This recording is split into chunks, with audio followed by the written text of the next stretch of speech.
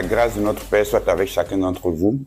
Nous allons commencer donc l'enseignement du jour. On va prendre nos Bibles dans Actes chapitre 17, à partir du verset 22 au verset 25. Actes chapitre 17, verset 22 au verset 25. Ici, c'est Paul qui arrive à Athènes. Vous savez, c'était une ville cosmopolite, une ville d'intellectuels, mais une ville aussi d'idolâtres.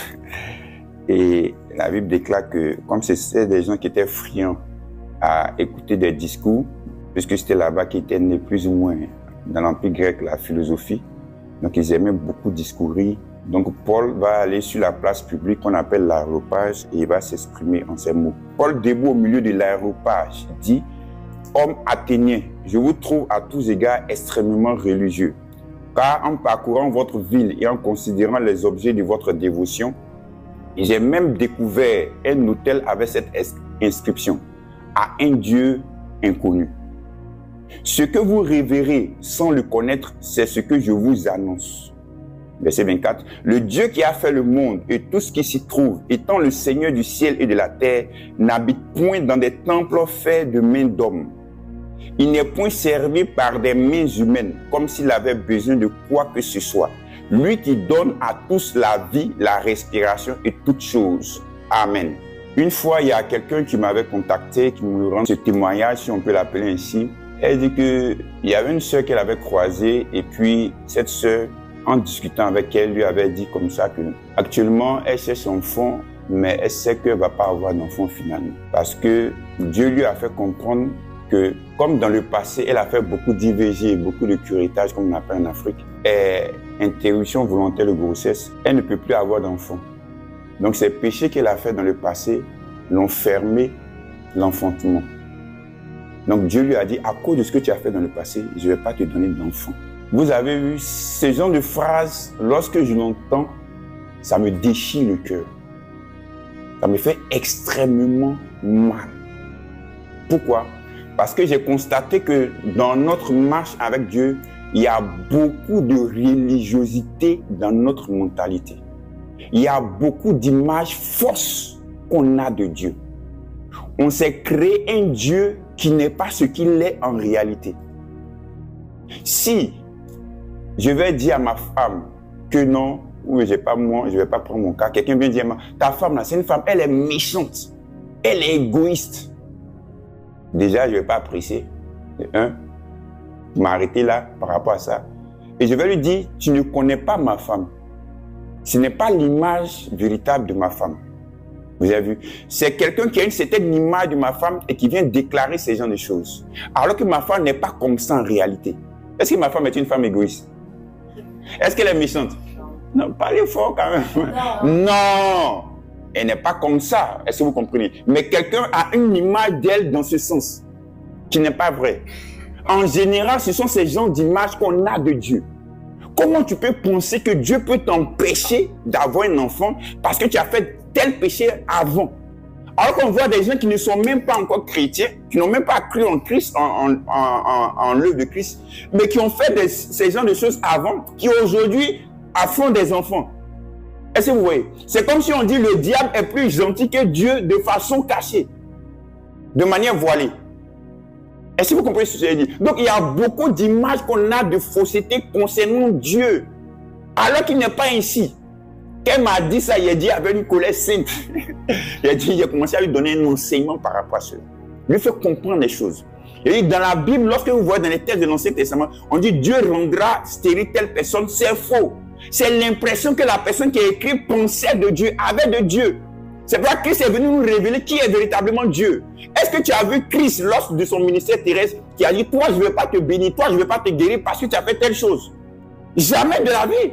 Donc Christ est venu corriger cette image erronée qu'on avait du Père qui est Dieu. Donc il y a beaucoup de choses dans notre esprit qu'on doit enlever parce que ce n'est pas Dieu. Et ma femme vous a raconté son témoignage. On est venu, on a enseigné ensemble. Non, Dieu veut te donner un enfant, ça n'a rien à voir. Et lorsqu'elle a suivi les instructions, on a prié, elle a été enceinte. Pourquoi? Parce que notre Dieu est un Dieu de grâce. Jacques pourrait dire, toute grâce excellente, Jacques 1, verset 17, et tout don parfait descend d'en haut, du Père des Lumières. S'il y a quelque chose qui est grâce, c'est Dieu. S'il y a quelque chose qui est don, ça vient de Dieu. Ça ne peut pas venir d'autres personnes. Dieu n'est pas l'auteur du mal. enlevez cette image de votre esprit. C'est ce que Christ est venu corriger de nous. Pourquoi on a cette image force de Dieu? On prend Dieu pour accusateur. Alors que c'est le diable qui est l'accusateur. Dieu nous condamne, Dieu nous accuse. Tout ce qui arrive de négatif, on attribue ça à Dieu. Non, ce n'est pas Dieu qui te condamne, ce n'est pas Dieu qui t'accuse. Donc Dieu était tellement attristé que Dieu lui-même a décidé de prendre la forme humaine pour venir se révéler à l'homme tel qu'il l'est. Dit Amen. Et il n'a pas cette mentalité qu'on a de lui. Dieu n'est pas comme ça. C'est ce que Paul dit. On va revenir dans le verset 24. Le Dieu qui a fait le monde et tout ce qui s'y trouve, étant le Seigneur du ciel et de la terre, n'habite point dans des temples faits de mains d'hommes. Dieu n'a jamais habité dans un temple. Dieu voulait habiter dans nos cœurs. C'est pourquoi Dieu s'est fait homme pour venir nous révéler cela. Détruisez-moi ce temple et en 3 jours je le rebâtirai, parce qu'il parlait du temple de son corps. Donc nous sommes le corps de Christ. Donc Dieu veut habiter en toi et Dieu habite en toi. Dis Amen. Verset 25. Il n'est point servi par des mains humaines, comme s'il avait besoin de quoi que ce soit, lui qui donne à tous la vie, la respiration et toutes choses. On dit, il n'est point servi par des mains humaines. Les gens pensent que Dieu a créé des hommes pour pouvoir l'adorer, pour pouvoir le servir. Non, Dieu a déjà des anges en pléthore. Il y a une multitude d'anges déjà qui l'adorent. Dieu ne t'a pas créé pour que tu puisses l'adorer. Dieu t'a créé pour entrer en communion avec toi, pour entrer en relation avec toi, pour que tu sois son fils, pour que tu sois sa fille. Dis Amen. C'est ça Dieu qui est ton Père. Regardez, on dit, verset 25, il n'est point servi par des mains humaines comme s'il avait besoin de quoi que ce soit, lui qui donne.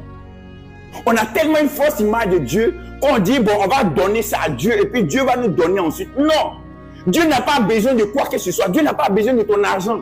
Imaginez, celui qui a créé, comme on dit, comment tu peux dire que celui qui a créé la banque, et dans cette banque-là, il a fait un premier dépôt initial de 10 milliards de dollars ou d'euros. Et tu vas lui dire, celui qui a créé cette banque-là, non, je suis venu te faire une offrande de 1000 euros. Ça n'a pas de sens. Regardez toutes les richesses que Dieu a créées sous le sol.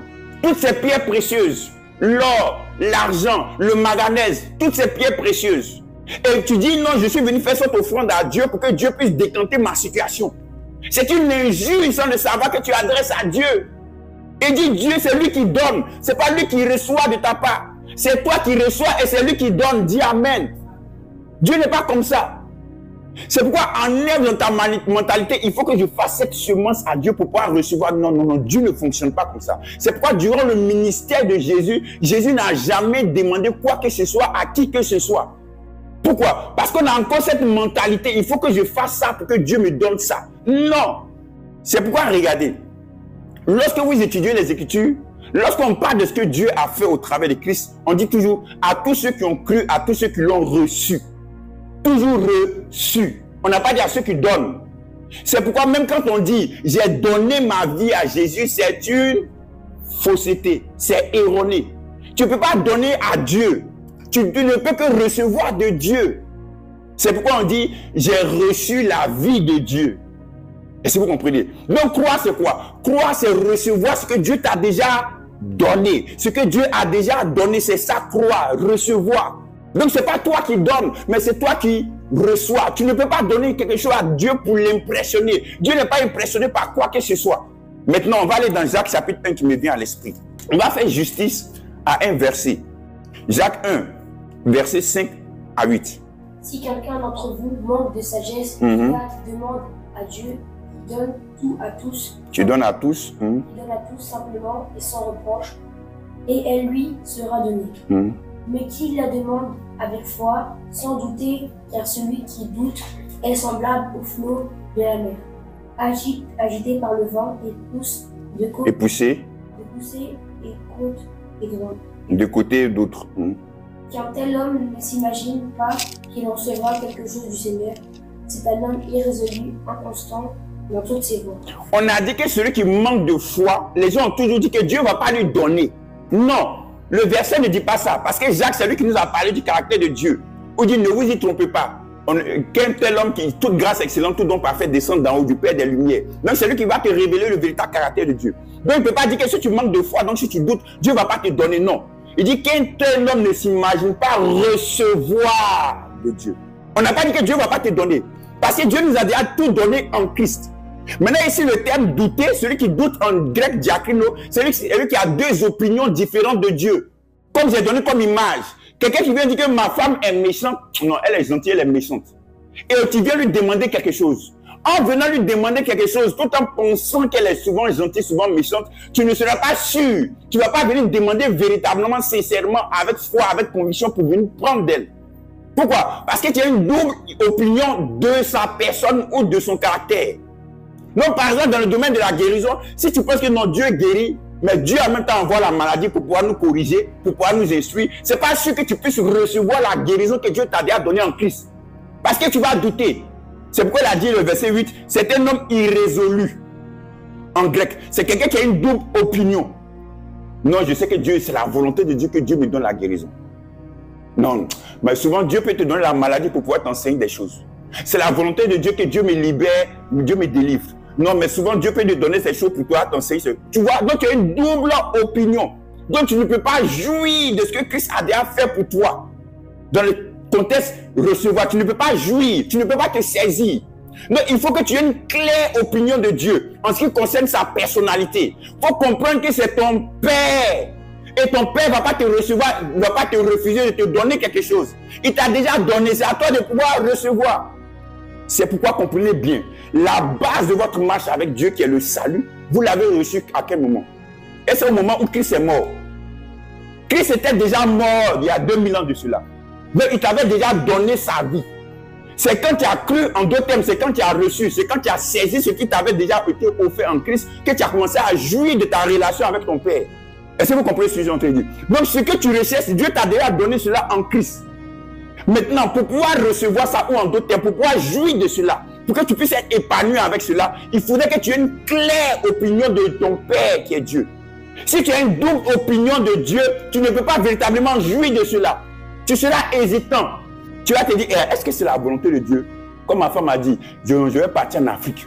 Même s'il n'y a pas tous les moyens, mais je vais en Afrique. Pourquoi? Parce que je connais mon Père. Il va pourvoir mes besoins. Et elle est partie. On a vu Dieu se glorifier comme il a rendu témoignage. Est-ce que vous comprenez? C'est ça. Recevoir, c'est saisir ce que Dieu t'a déjà donné en Christ. En ayant une claire compréhension de l'image de ton Père. En ne doutant pas de lui. En sachant que c'est un Dieu qui est bon. C'est un Dieu qui est merveilleux. C'est un Dieu qui est compatissant. C'est pourquoi lorsque tu rentres dans ton intimité avec ton Père, tu ne vas pas commencer à dire, je te demande pardon pour tous mes péchés. Pourquoi? Parce que tu sais qu'il t'a déjà pardonné. Tu n'as plus la conscience du péché. Imaginez. Viens prendre ça s'il te plaît, Nathanaël. Je donne ça à Nathanaël. Et puis le lendemain, Nathanaël vient me voir. Est-ce que je peux avoir un stabilo orange? C'est-à-dire, si Nathanaël vient me dire ça le lendemain, c'est que Nathanaël n'est pas sûr que ce que je lui ai donné est un stabilo orange. Vous comprenez? Quand on vient souvent demander à Dieu des choses que Dieu nous a déjà données en Christ, on n'est pas sûr que nous avons véritablement ces choses-là déjà en Christ. Pourquoi? À cause de notre image qu'on a de notre Père, à cause de notre mauvaise compréhension qu'on a des Écritures. Donc, en général, vous avez remarqué, on demande à Dieu des choses que Dieu nous a déjà données en Christ. Et j'ai dit une fois à quelqu'un qui dit non, je suis possédé, j'ai tel démon, j'ai tel esprit, il a dit, quelles que soient les églises où tu vas partir, tu ne vas jamais recevoir ce qu'on appelle la délivrance. Pourquoi? Parce qu'on ne peut pas délivrer quelqu'un qui n'est pas possédé. Jamais. Je reprends.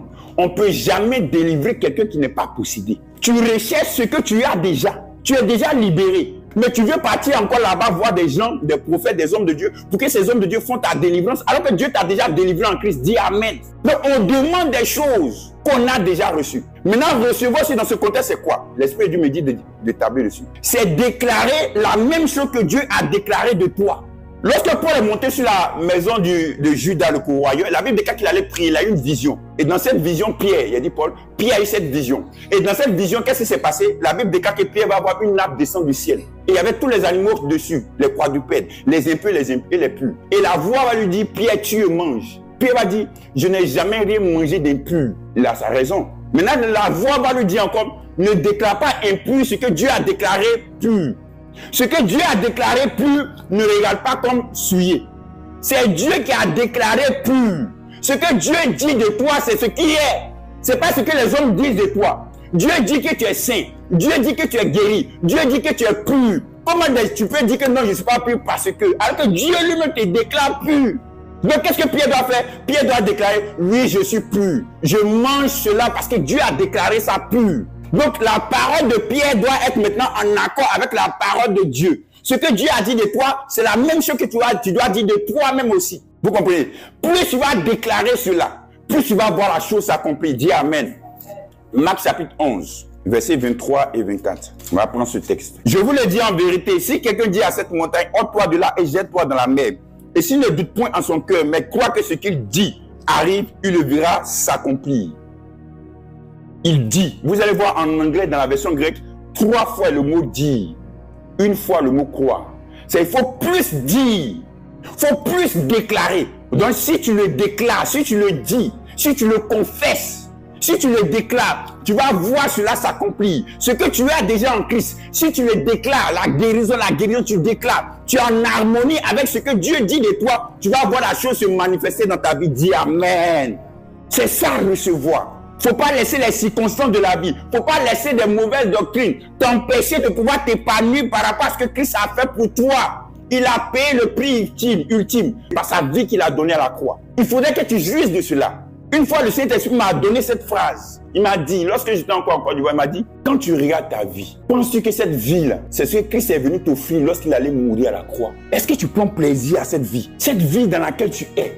Est-ce que tu penses que c'est cette vie-là que Dieu veut pour toi? À cause de ça, il est allé mourir à la croix pour toi. Pose-toi aussi cette même question. Est-ce que cette vie-là, ça te satisfait? Est-ce que c'est ce que tu veux véritablement? Ou tu es toujours dans la culpabilité? Ou tu es toujours dans la condamnation? Ou tu as toujours peur? C'est pourquoi Paul a dit dans Acte 17 que vous êtes des hommes très religieux, extrêmement religieux. Et ce mot religieux, c'est quoi? Pourquoi? Parce qu'ils ont dit, ils ont mis un hôtel où ils ont mis dessus cette inscription à un Dieu inconnu.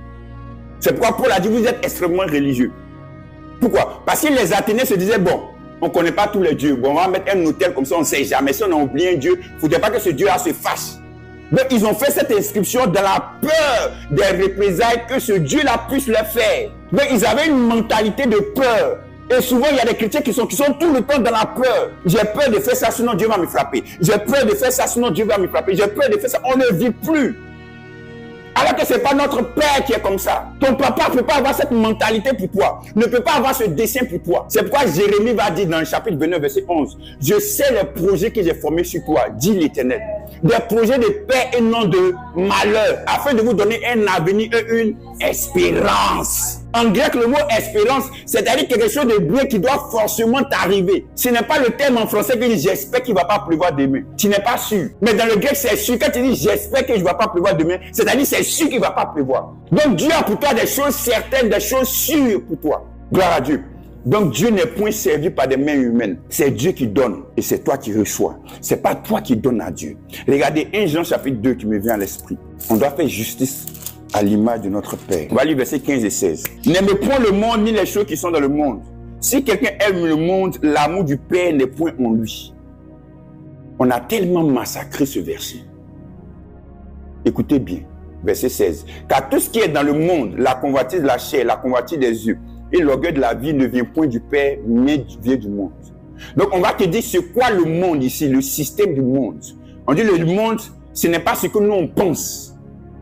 Parce qu'on dit dans Jean 3, c'est car Dieu a tant aimé le monde. Et dans ce verset, on dit n'aimez point le monde. Alors que nous disons que nous sommes à l'image de notre Père. Donc si Dieu aime le monde, moi aussi je dois aimer le monde. Mais pourquoi ici on dit de ne point aimer le monde? Donc le monde que Dieu aime, c'est pas ce monde dont on parle ici. Donc il va expliquer c'est quoi ce système du monde. Verset 16, la convoitise de la chair, la convoitise des yeux et puis l'orgueil de la vie. Maintenant on revient au verset 15. On dit celui qui aime le monde, l'amour du Père n'est point en lui. On n'a même pas dit l'amour de Dieu. On dit l'amour du Père. En fait, l'amour du Père est l'aliment avec lequel tu dois t'abreuver ou te nourrir chaque jour. Tu dois être conscient encore davantage de l'amour du Père à ton égard. Maintenant, on dit, si quelqu'un aime le monde, l'amour du Père n'est point en lui. On n'a pas dit l'amour pour le Père. On dit l'amour du Père, c'est-à-dire l'amour que le Père a pour toi. On n'a pas dit l'amour que toi tu as pour le Père. C'est-à-dire que si tu aimes le monde, la convoitise des yeux, la convoitise de la chair, l'orgueil de la vie, tu n'as pas encore compris combien de fois ton Père t'aime. Pas combien de fois tu aimes ton Père. Dieu n'est pas venu pour te juger, pour te condamner. Dieu veut que tu prennes conscience de lui, ce qu'il est, et de toi, ce que tu es pour lui. Et par conséquent, que tu jouisses de la vie. Est-ce que vous comprenez? Donc, le monde, ce n'est pas avoir de beaux habits, ce n'est pas avoir de beaux vêtements, ce n'est pas avoir de belles voitures. Sinon, Salomon serait disqualifié. Est-ce que vous comprenez ce que je dis? Sinon, le riche d'Arimathée, l'homme d'Arimathée n'allait pas venir devant Pilate. Parce qu'il était disciple de Christ. Jésus allait le chercher pour dire non, toi tu es un homme riche, c'est pas la peine. Il est riche par rapport à quoi? Par rapport à sa fortune, par rapport aux biens matériels. Vous comprenez? Mais il était quand même disciple de Jésus. Jésus n'a pas repoussé pour dire non, tu ne peux pas être mon disciple parce que tu es trop riche. Il a fallu qu'il soit même disciple de Jésus pour aller réclamer le corps de Jésus, pour qu'on mette le corps de Jésus dans un tombeau vide, pour accomplir la prophétie des Écritures de l'Ancien Testament. Est-ce que vous comprenez ce que je suis en train de dire? Donc le monde, ce n'est pas ça. Maintenant, on dit si tu aimes la convoitise de la chair, si tu aimes la convoitise des yeux, l'orgueil de la vie, c'est parce que tu n'as pas encore pris conscience de l'amour que le Père a pour toi. Donc, la vie chrétienne, c'est quoi? C'est se focaliser sur ce que le Père est pour moi. Se focaliser sur l'amour que le Père a pour moi. Pas sur l'amour que tu as pour Dieu. Si tu te focalises à chaque fois sur toi, ton amour pour le Père, tu seras toujours dans la confusion. Tu seras toujours dans la culpabilité. Parce que tu comprendras plutôt que tu n'es pas à la hauteur. Le diable va te dire, mais tu n'es pas à la hauteur, tu as fait ça, alors que tu dis que tu es enfant de Dieu, tu dis que tu es fils de Dieu, tu dis que tu es fille de Dieu. Mais regarde ce que tu as fait. Il te mettra toujours quoi? La culpabilité, l'accusation dans ton cœur, dans ton esprit. C'est pourquoi il faut être conscient de l'amour que le Père a pour toi. Dis Amen. J'aime bien Romains chapitre 8. Regardez comment ça commence. Verset 1. Il dit, il n'y a donc maintenant aucune condamnation pour ceux qui sont en Jésus-Christ. Dis Amen. Maintenant, regardez comment il termine. Qui nous séparera de l'amour de Christ? Il commence par, il n'y a plus de condamnation pour ceux qui sont en Jésus. Il dit, qui nous séparera de l'amour de Christ? Il n'a pas dit qui nous séparera de l'amour pour Christ, mais de l'amour que Christ a manifesté à notre égard. Christ est le garant de ton salut. C'est pourquoi tu ne peux pas perdre ton salut. Parce que ton salut en Christ est garanti par l'amour que Christ a manifesté à ton égard. Est-ce que vous comprenez? C'est Christ qui est le garant de ton salut. Si c'était toi qui étais le garant de ton salut, tu pouvais avoir peur. Je me rappelle très bien, lorsque je partais à l'institut pastoral, il y a des dizaines d'années en arrière, on partait gratuitement sans payer quoi que ce soit. Et qu'est-ce qui s'est passé? On faisait un entretien avec le directeur. Et un étudiant est venu rencontrer le directeur pour l'entretien avant d'entrer dans l'institut pastoral. Et il a posé la question, c'est toi qui as saisi Jésus ou bien c'est Jésus qui t'a saisi? Et l'étudiant a dit, non, c'est moi qui ai saisi Jésus. Il dit, bon, disqualifié. Ah, le gars dit, mais pourquoi? Il dit, mais si c'est toi qui as saisi Jésus, tu es humain. Quand tu seras fatigué, tu vas le lâcher. Non, toi, tu vois, c'est pas la peine. C'était pour lui sa manière psychologue, c'est pareil, sa femme était psychologue. Maintenant, ce qu'il dit, il y a une vérité en bas dans le sens que c'est pas toi qui as saisi Jésus. C'est Jésus qui t'a saisi. C'est pas toi qui es le garant de ton salut. C'est Jésus qui est le garant de ton salut. C'est pourquoi ton salut est inébranlable, tu ne peux pas le perdre. Parce que c'est garanti sur l'amour que Christ a pour toi. Il faut que tu sois conscient de cela. Qui te séparera de l'amour que Christ a manifesté à ton égard? On dit personne. Lorsque tu vois, on dit personne. Dans le siècle ici et dans le siècle à venir. Et le mot personne en grec ou déi, c'est quoi? Ça veut dire une chose physique et une chose non physique. C'est-à-dire que ce soit dans le monde physique, dans le monde spirituel, personne ne peut te séparer de l'amour de Christ à ton égard. On va aller regarder. Jean 10. Prenons Jean chapitre 10. Prenons les versets 28 et 29. Jean 10, versets 28 à 29. Et moi, je leur donne la vie éternelle, et elles ne périront jamais, et personne ne les ravira de ma main. Mon Père qui me les a donnés est plus grand que tous. Et personne ne peut les ravir de la main de l'autre. Il dit personne ne les ravira de ma main, et mon Père qui me les a donnés est plus grand que tous, et personne ne peut les ravir de la main de mon Père. Le mot personne ici, ça veut dire quoi? Que ce soit une chose matérielle, une chose non matérielle. Et ça va plus loin, le mot personne en grec, ça veut dire même Dieu lui-même qui t'a mis dans sa main, il ne peut pas t'enlever de sa main. Est-ce que vous comprenez?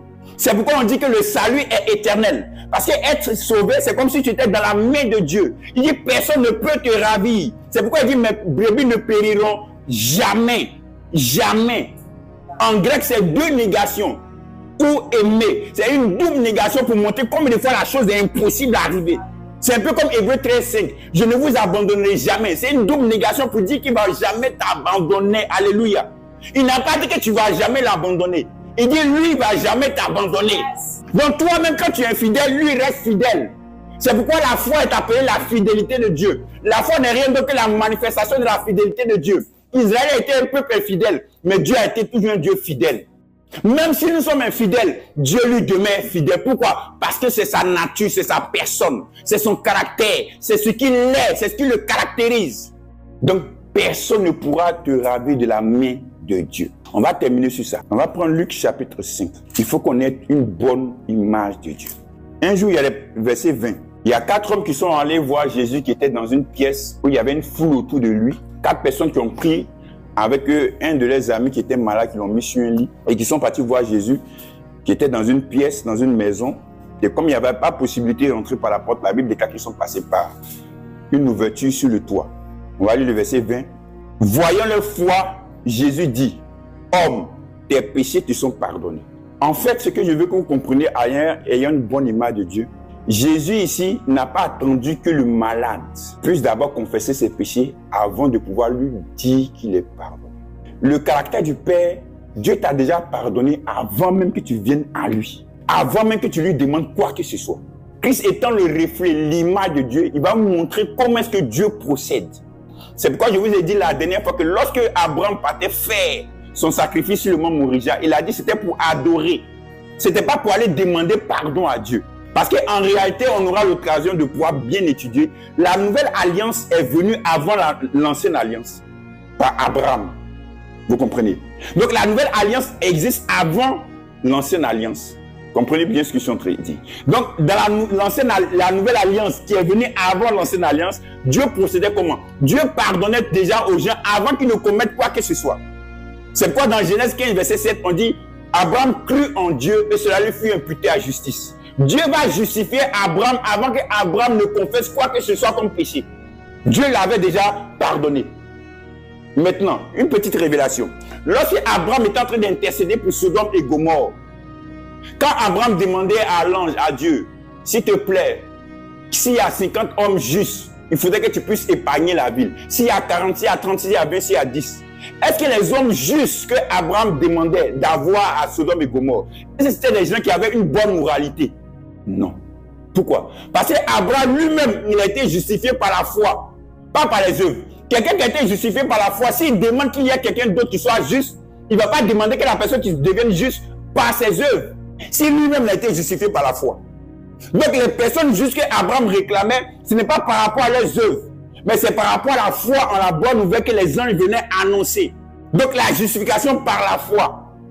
C'est pourquoi je dis souvent aux chrétiens, ne sois pas trop dur vis-à-vis de l'autre. Parce que toi-même, tu as été justifié par ta foi. Tu ne peux pas demander à quelqu'un d'autre d'être justifié par ses œuvres. Parce que toi-même, tu as été justifié par ta foi. Est-ce que vous voyez la révélation qui est là?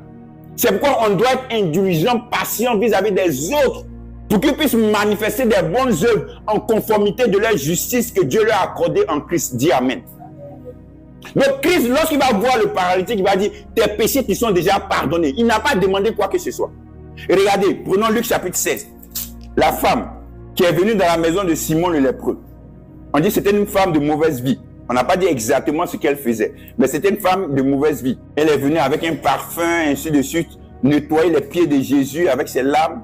Et qu'est-ce que Jésus va dire, verset 47 à 48? C'est pourquoi je te le dis, ses nombreux péchés ont été pardonnés car elle a beaucoup aimé. Mais celui à qui on pardonne peu, aime peu. Et il dit à la femme, verset 48, tes péchés sont pardonnés. La femme n'est pas venue demander quoi que ce soit. Il a dit, tes péchés sont pardonnés. C'est comme ça que Dieu procède. Regardez Jésus à la croix. Il dit, Père, pardonne-leur, car ils ne savent pas ce qu'ils font. Est-ce que ces gens-là avaient demandé pardon à Dieu? Est-ce qu'ils avaient confessé leurs péchés? Non. Mais Jésus a dit, pardonne-leur. En d'autres termes, je leur pardonne cela. C'est comme ça le cœur de ton Père. C'est pourquoi tu vois, faut pas croire à ces pensées qui viennent dans ton esprit. Tant que tu n'as pas confessé tes péchés, Dieu ne va pas te donner ça. Dieu ne va pas manifester telle chose dans ta vie. Il faut refuser ces genres de pensées. Pourquoi? Parce que Dieu t'a déjà pardonné en Christ. Dieu t'a déjà pardonné avant même que tu viennes confesser tes péchés. Avant même que tu viennes à lui, il t'a déjà pardonné tous tes péchés. À cause de l'œuvre merveilleuse que Christ a accomplie à la croix de Golgotha. Alléluia. À cause de sa résurrection. Jésus va voir la femme prostituée, du moins prise en flagrant délit d'adultère dans Jean chapitre 8. Les pharisiens vont venir voir Jésus. Moïse dit dans telle situation, il faut qu'on lapide à mort la femme. Jésus va dire que celui qui est sans péché soit le premier à lancer la pierre. Tout le monde est parti. C'est pourquoi en réalité c'est Dieu qui juge les péchés. On aura l'occasion de voir encore le thème de la rémission des péchés pour le prochain enseignement. C'est Dieu qui juge les péchés, c'est pas un homme. Parce que celui qui juge l'autre homme, lui aussi il est pécheur, mais dans un autre domaine. Si Jésus a dit que celui qui n'a jamais commis le péché d'adultère lance la première pierre, tu allais voir de gros cailloux sur la femme comme ça. Mais il a dit que celui qui est sans péché lance le premier la pierre. La Bible dit qu'eux tous sont partis depuis le plus grand jusqu'au plus petit. Et la femme est restée seule avec Jésus. Avant, je disais que Jésus qui avait la capacité de condamner n'a pas condamné la femme. Mais le Saint-Esprit m'a répondu non. Jésus n'a jamais eu la capacité de condamner qui que ce soit. Il dit le Fils est venu dans le monde, non pas pour condamner le monde, mais pour sauver le monde. Jésus n'a jamais eu la capacité en lui de condamner qui que ce soit. Ce n'est pas sa personnalité. Maintenant, il va dire, femme, va et ne pêche plus.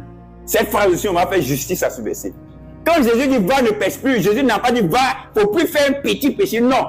Parce que Jésus sait que c'est une femme. En d'autres termes, c'est un être humain. Il va arriver qu'elle fasse des choses mauvaises. Donc elle pêche. Donc Jésus ne peut pas dire ça. Parce qu'après le verset, Jésus va dire, je suis la lumière du monde. En d'autres termes, ce n'est pas la loi de Moïse qui est la lumière du monde. C'est moi, Jésus, qui est la lumière du monde. Quand tu vas partir, il ne faut pas aller suivre encore la loi. Il faut venir me suivre, moi, Jésus. Parce que quand tu es en Jésus, Dieu te déclare juste. Dieu te voit sans péché. Je suis la lumière du monde. Celui qui marche en moi ne marchera plus dans les ténèbres. Donc Jésus étant la lumière, marche dans la lumière que Jésus est. Jésus ne dit pas que si tu vas pécher, tu vas avoir des choses plus graves, plus mauvaises vont t'arriver. C'est ce qu'il a dit aussi à l'aveugle-né. Du moins, oui, c'est à l'aveugle-né. Il a dit non, ne fais pas quelque chose de plus grave. Ne pêche pas, ne fais pas un péché plus grave, c'est quoi? C'est ne pas régner Christ. Ne pas marcher encore à la suite de Christ. Il ne faut pas aller suivre la loi encore de Moïse. Va suivre la loi de Christ. Il faut suivre Christ. Donc ne mets pas dans ton esprit, non, c'est parce que j'ai fait tel péché qu'il y a une maladie encore plus grave. C'est pas le Père, c'est pas Dieu ton Père. Ce n'est pas lui. Enlève cette image que tu as de lui. Il faut renouveler ces pensées que tu as de lui. Dieu ou ton Père ne fonctionne pas comme ça. Il n'est pas comme ça. Je veux que tu puisses voir ton Père tel qu'il est véritablement, afin de pouvoir jouir dans ta relation avec lui, afin de pouvoir jouir de toutes les promesses que ton Père a disposées pour toi en Christ. Ça, c'est très important. Je dis, je suis l'homme le plus heureux, le plus épanoui qui puisse exister sur cette terre. Parce que non seulement Dieu m'a donné une très belle femme, une très bonne femme, mais parce que Dieu m'a fait comprendre beaucoup de choses en Christ. J'ai connu le Père. C'est ce que ma femme disait. Il y a longtemps que j'étais avec toi, Michel, mais tu ne m'as pas connu. Donc le Père s'est révélé à moi. J'ai connu maintenant le Père. Je suis l'homme le plus heureux du monde. Je me nourris chaque jour de l'amour de mon Père pour moi. Je ne me nourris pas de mon amour pour le Père, mais je me nourris de l'amour que le Père a manifesté à mon égard. Qui me séparera de l'amour de Christ? La prochaine fois, je vais vous enseigner ce qui concerne notre Dieu est aussi un feu dévorant. On va faire justice aussi à ce verset. Vous allez voir que ça n'a rien à voir avec ce que les gens pensent. Il faut que tu réfléchisses. Il faut que tu médites. Rentre en toi-même. Il faut que tu confrontes ces opinions que tu as de Dieu. Ces images que tu as de Dieu. Et que tu comprennes que il n'est pas ton Dieu, mais il est ton Père. Que tu changes ta manière de voir. Je disais en introduction ici que avant j'avais cette manie de prier ici. Éternel mon Dieu, mon roi. Éternel mon Dieu, mon roi. Pourquoi? Parce que j'avais entendu d'autres personnes prier ici. Maintenant, je dis mon Père. Un Père, c'est celui qui donne. Un Père, ce n'est pas celui qui reçoit. Il dit, regardez les oiseaux du ciel. Ils ne sèment ni ne moissonnent. Mais votre Père qui est dans les cieux, qui est maintenant en vous, il n'est plus dans les cieux. En ce temps, il était encore dans les cieux parce que Christ n'était pas encore mort et ressuscité lorsqu'il disait ça. Maintenant, votre Père qui est en vous, comment vous ne pensez pas qu'il pourvoira à vos besoins? Ne t'inquiète pas. Il faut apprendre à recevoir ce que Dieu t'a ou ton Père t'a déjà donné en Christ. C'est pourquoi il faut que tu tiennes le même langage que lui. Le Saint-Esprit va dire à Pierre, Ce que Dieu a déclaré pur, ne le regarde pas comme souillé. Dieu t'a déclaré pur. Dieu t'a déclaré saint. Dieu t'a déclaré juste. Dieu t'a déclaré son enfant. Dieu t'a déclaré guéri. Dieu t'a déclaré protégé. Dieu t'a déclaré une personne remplie de prospérité. Regarde-toi tel que Dieu t'a dit et commence à déclarer ces paroles que Dieu a dites de toi. Maintenant, commençons à parler à notre Père. Déclare les mêmes paroles que ton Père a déclarées sur ta vie. Déclare-le, déclare-le, déclare-le. Père, je veux te rendre grâce. Père, je déclare que je suis béni. Je déclare que je suis saint. Je déclare que je suis juste. Je déclare que je suis favorisé. J'ai la faveur de Dieu. Dieu, mon Père, je sais que tu m'aimes. Mon Père, je sais que je suis prospère. Mon Père, je sais que tu pourvois à tous mes besoins. Mon Père, je sais que je ne pourrai m'inquiéter. Je ne pourrai me soucier. Peu importe le climat politique de mon pays, peu importe le climat économique de mon pays, mais je sais que toutes choses viennent de toi, oh Papa. C'est pourquoi je ne m'inquiète pas, c'est pourquoi je ne me soucie pas, c'est pourquoi je ne m'inquiète pas, c'est pourquoi je ne me soucie pas. Car tu as dit, Papa, que tu pourvois à tous mes besoins, selon la richesse de ta gloire en Jésus-Christ. Je déclare, Papa, que tu as dit que j'ai la rémission de mes péchés, que j'ai la rédemption. Je déclare la même chose que toi tu as déclaré en moi. Je déclare ces choses-là. Je reçois ces choses-là. Je reçois ces choses-là. Parce que tu es un Père fidèle.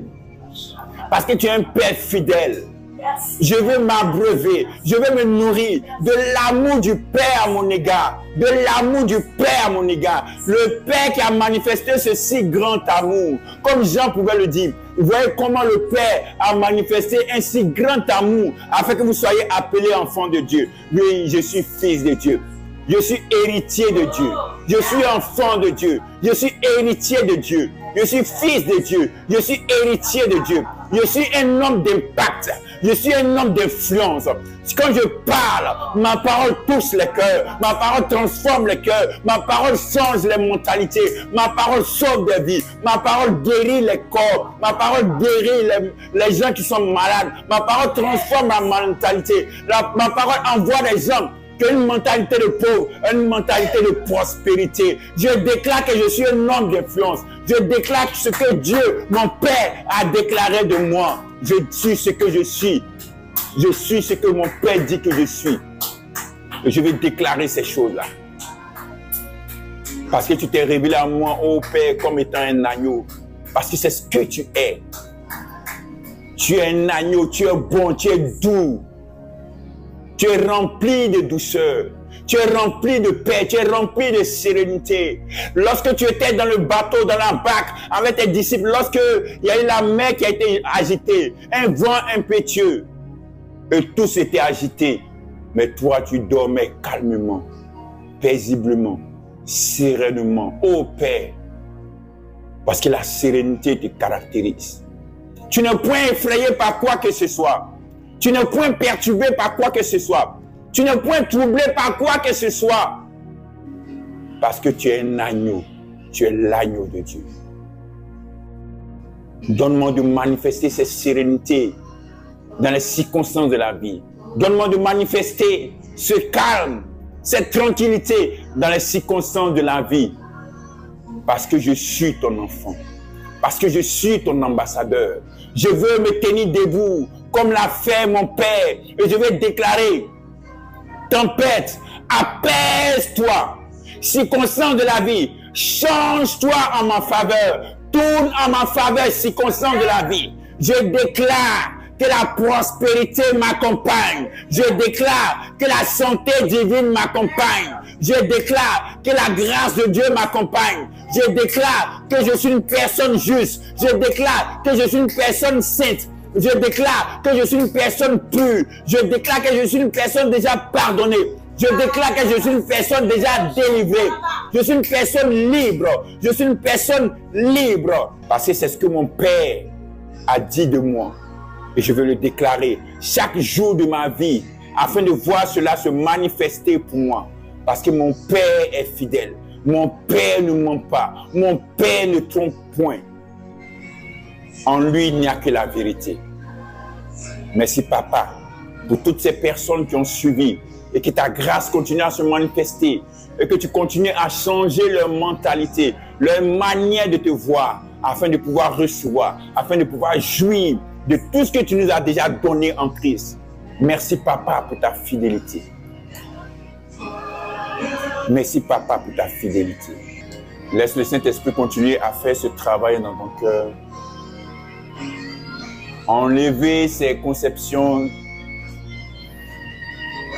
ces mauvaises opinions de ton Père, afin que tu sois renouvelé.